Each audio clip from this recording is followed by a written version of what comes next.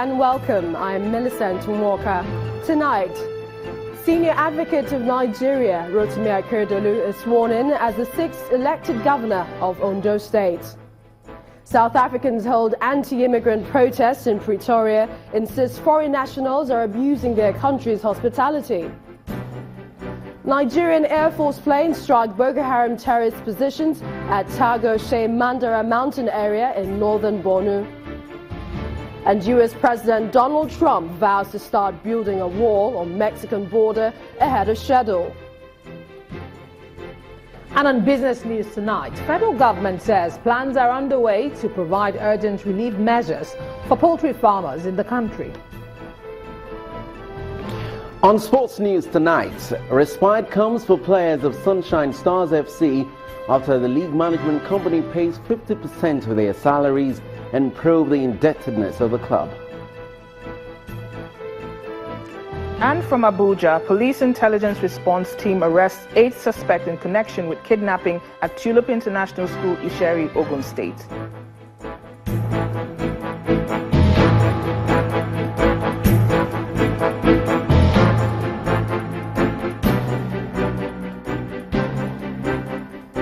And we begin in Akure, the Ondo State capital, where the city today witnessed one of its highest number of visitors in recent times with the swearing-in of Mr. Rotimi Akeredolu as the 6th governor of the state.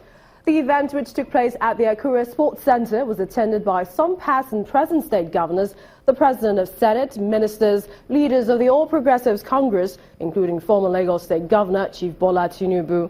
In his inaugural speech, Mr. Akeredolu thanked the people of the state and the party's national chairman, whom he said was instrumental to his election. He also promised to work speedily to change the fortunes of the state. This is the Ondo State Sports Complex in Akure, the state capital. Citizens, residents, politicians and guests from all walks of life are here to witness the inauguration of the 6th elected governor of the state. Rotimi Akeredolu and his deputy, Mr. Ajayi Agbola. Those in attendance include APC leaders, Senate President Dr. Bukola Saraki, party leaders, Senator Bola Tinubu, Chief Segun Oshoba, John Oyegun, and former Governor of Osun State, Mr. Olagunsoye Oyinlola. Ajayi Alfred Agbola, do solemnly swear that I will be faithful and bear true allegiance to the Federal Republic of Nigeria. I, Oluwarotimi Akeredolu, Senior Advocate of Nigeria, do solemnly swear that I will be faithful and bear true allegiance to the Federal Republic of Nigeria. After taking the oath of office, Mr. Akeredolu promises to return Ondo State to its pride of place. He says his administration is committed to restoring hope to the people and the overall development of the state. The main mission of our administration is therefore to lead a patriotic, highly inspired and competent team to rescue the ship of our state. We intend to help rebuild our economy, resuscitate damaged infrastructure. We intend to restore hope and return our state to a prosperous land. Party faithful all express their confidence in the new governor's ability to steer the ship of the state to a safe haven. However, they implore him to listen to the wishes of the people in his effort to reposition the state. If you listen to the people, you will never go wrong. By now he has found out what the people expect of him. He should proceed and give them what they don't want, according to his wisdom. He must serve the people of Ondo State in accordance with the promises he made, which made them to mortgage their votes for his election. As the journey of 4 years begins for Governor Akeredolu, the people of the state are expecting that very soon the positive change he promised will start manifesting. The people are rejoicing that the governor wished Meanwhile, in Edo State, Governor Godwin Obaseki opened his defense at the State Election Petition Tribunal in the ongoing hearing of the petition filed by Pastor Osage Ezeyamu and the People's Democratic Party. 6 witnesses testified at the resumed hearing, saying that the election was conducted freely and fairly in line with the Electoral Act. After a few days' break at the ongoing Edo State Governorship Election Petition Tribunal sessions, sitting resumed with the All Progressives Congress APC and the Governor of Edo State, Mr. Godwin Obaseki, opening their defense with 6 witnesses testifying. The counsel to the People's Democratic Party, PDP, and the party's candidates in the governorship election, Osage Ezeyamu, took turns to cross-examine the witnesses, insisting that everything is going according to plan. So far, so fine. So far, so good. The proceedings are going very well. And all that has happened has been within the contemplation of the tactics that we planned for the case. It implies that the team prepared very well. That's what it implies. Because when you have a matter of this nature, you have what I call professional meetings. And you work out what is likely to happen. You make prognosis. And you try to look at the issues. The counsel to the APC, however, says the party has confidence in its witnesses as it trusts them to tell the truth about the election. We are impressed with all our witnesses because they came to tribunal. You can see that they spoke the truth.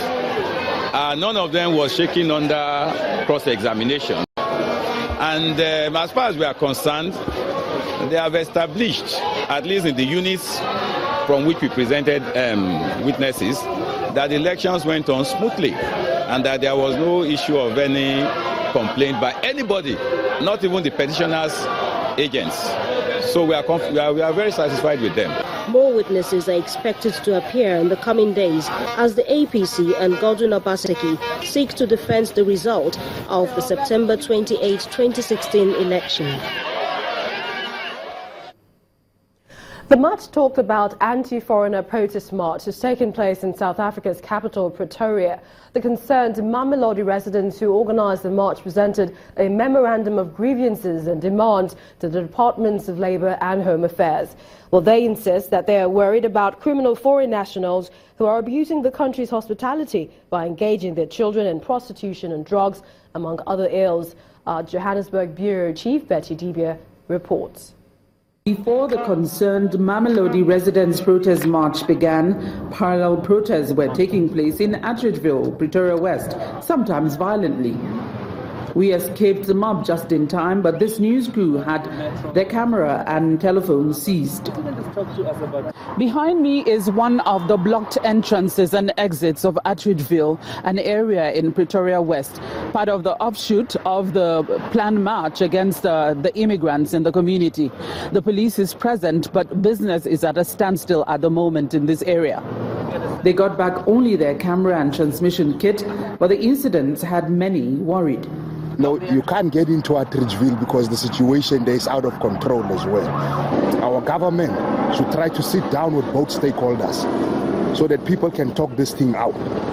And the Nigerian people as well, they can't all be selling drugs. That's one thing I know. This morning, people of Akeredolu or the residents, they wake up and started blocking some exit and entrance in and out of Akeredolu. We responded, and as I'm talking to you now, we've deployed accordingly there. Parallel group marchers moved through streets, some marchers destroying vendors' property. It got hectic in an area populated by Somali nationals. Stun grenades and rubber bullets rent the air.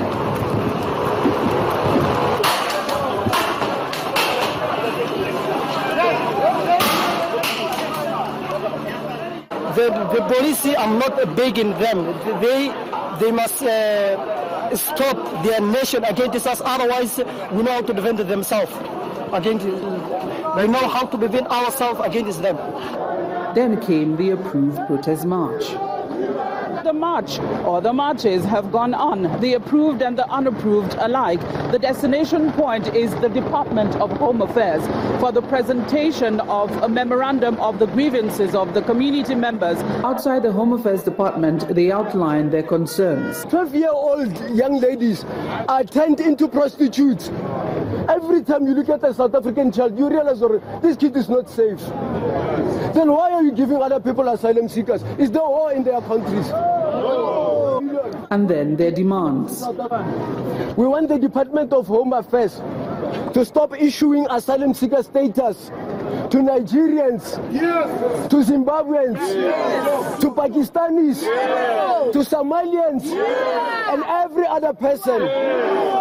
We want the Department of Home Affairs to revoke the citizenship of every foreigner found with drugs in South Africa, involved in sex trafficking, of women, and involved in human trafficking. They must be deported. The Mamelodi marchers have distanced themselves from those they refer to as hoodlums, saying for them, they're expressing their right to voice their concerns peacefully. Hopefully, the peace will hold going forward. From Pretoria, South Africa, Betty Dibia, Channels Television News. Well, in the meantime, the acting Nigerian High Commissioner to South Africa, Ambassador Martin Scobham, has been meeting with Nigerians living in the sunny side of Pretoria, an area that recorded some violent scenes earlier today. This follows a meeting with diplomats on the latest developments involving foreign nationals and the locals. He spoke to Channels Television earlier on how both countries are working together to calm the situation. Empathize with them. The mission remains their last abode. We are here to ensure that their welfare is taken care of, and we want to urge them to remain calm, keep the peace, and eschew all acts likely to lead to violence. We want to work as usual with authorities and stop these attacks, which does not bode well for our two countries and indeed Africa.